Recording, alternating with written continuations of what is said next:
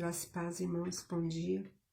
Quero trazer para os irmãos mais uma palavra da parte do Senhor, que está lá no livro de Mateus, capítulo 8. Nós vamos ler a partir do verso 23, que diz assim: Então, entrando ele no barco, seus discípulos o seguiram. E eis que sobreveio no mar uma grande tempestade, de sorte que o barco era varrido pelas ondas. Entretanto, Jesus dormia. Mas os discípulos vieram acordá-lo, clamando: Senhor, salva-nos, perecemos. Acudiu-lhes Jesus e perguntou-lhes: Por que sois tímidos, homens de pequena fé? E levantando-se, repreendeu os ventos e o mar, e fez-se grande bonança. E maravilharam-se os homens, dizendo: Quem é este, que até o vento e o mar lhe obedecem? Amém? Eu vou repetir o versículo 27, que diz: Quem é este, que até o vento e o mar lhe obedecem? A Bíblia é um livro repleto de perguntas. E a primeira pergunta na Bíblia, quem fez foi o próprio Deus. Quando Adão pecou, e Deus chega para Adão lá no livro de Gênesis e pergunta para Adão: Adão, onde estás? Essa foi a primeira pergunta da Bíblia. Talvez na Bíblia também nós temos, eu creio que a pergunta mais difícil de se responder foi quando Deus pede para Abraão seu filho Isaque. E no meio do caminho, como sacrifício, e no meio do caminho, Isaque pergunta para seu pai: Pai, onde está o cordeiro para o sacrifício? No Novo Testamento, a primeira pergunta está lá no livro de Mateus também, nesse mesmo livro, quando Herodes pergunta: onde está o rei dos judeus? E esse texto que nós vemos aqui o quê? Uma pergunta cheia de medo, uma pergunta cheia de perplexidade, quando os discípulos perguntaram entre eles mesmos: quem é esse que até o vento e o mar lhe obedecem? Eles estavam com Jesus no barco, estavam passando uma grande tempestade, e o texto fala que Jesus estava dormindo. E eles acordam Jesus, e Jesus se levanta, olha para o vento, olha para a tempestade e diz: aquieta-te, acalma. E os discípulos ficaram perplexos. Por quê? Será que eles não conheciam Jesus? Claro que sim. Eles já tinham visto Jesus operar grandes milagres, tinham visto Jesus curar o cego, o aleijado, tinham visto Jesus ressuscitar, mas eles conheciam Jesus, um Deus de milagre. Mas naquela noite, era a primeira vez que o milagre era na vida deles.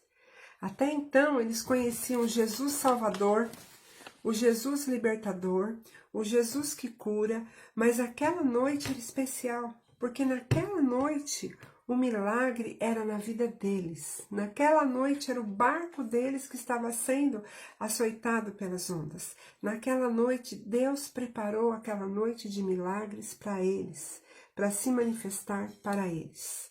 Até então eles conheciam Jesus, o Salvador, Jesus, o Libertador, Jesus, o Deus que cura. Só que naquela noite, Jesus era o Salvador deles. Jesus era o Deus deles. Jesus era o libertador da vida deles. E trazendo para as nossas vidas, conosco também. Muitas vezes nós definimos Jesus como o Deus que salva, o Deus que cura, o Deus que liberta, o Deus que opera milagres. E nós estamos acostumados a ouvir milagres, a ver milagres. Só que Deus, Ele quer que eu e você tenhamos uma vida de milagres. Ele nos convida hoje para vivermos milagres, para sermos um milagre, para termos uma experiência pessoal com Ele.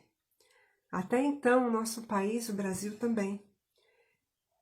O povo do Brasil, o povo do mundo tem visto e ouvido falar de um Deus de milagres. Mas Deus quer se manifestar para nós, na nossa vida, no nosso país, como um Deus de milagres. E muitas vezes nós estamos como os discípulos, achando que Deus está dormindo, achando que Deus não está vendo nada, mas Ele está. O que Ele quer da minha e da sua vida? Que eu e você o chamemos. Assim como os discípulos foram até Jesus e falaram: Mestre, nós estamos morrendo. E Jesus se levantou e clamou e ordenou, e a tempestade parou, e veio uma grande bonança. Que eu e você possamos orar, pedindo para que Deus se levante em nosso favor, e que essa tempestade acabe, que esse vento acabe, que essa praga, essa peste que veio sobre o nosso país acabe, e venha a grande bonança, e nós venhamos a conhecer o Deus de milagres, e que as pessoas lá fora venham a conhecer o Deus de milagre. Domingo agora, domingo que vem é um domingo de Páscoa. E ontem eu vi algo interessante. Eu creio que pela primeira vez em muito tempo, o coelhinho da Páscoa vai deixar de ser a figura principal nessa Páscoa. E o povo de Deus vai clamar e vai buscar por um Deus que liberta, um Deus que cura, um Deus que salva, um Deus que ressuscita mortos, o Deus de milagres. Amém? E eu te convido nessa manhã, vamos orar para que essa tempestade passe, para que o nosso Deus se levante em nosso favor e venha nos curar, e para que o Brasil conheça o Deus de milagres, e que todos fiquem perplexos com o grande milagre que o nosso Deus fará na nossa vida, em nome de Jesus. E talvez você que está me ouvindo, você ainda não conhece esse Deus de milagre. Ele quer entrar na tua vida. Convide para entrar. Entrega a tua vida para Jesus. Deixa Ele ser o Deus de milagre da sua vida. E seja um milagre. E que as pessoas lá fora possam olhar para você e ver e falar, quem é esse Deus que mudou a vida deles? Amém? E é essa experiência que Deus quer que nós tenhamos com Ele. Que o nosso país tenha com Jesus Cristo. Que o nosso Brasil seja conhecido como o país de milagre. O país que recebeu a cura através de Jesus Cristo. Deus abençoe a todos, em nome de Jesus.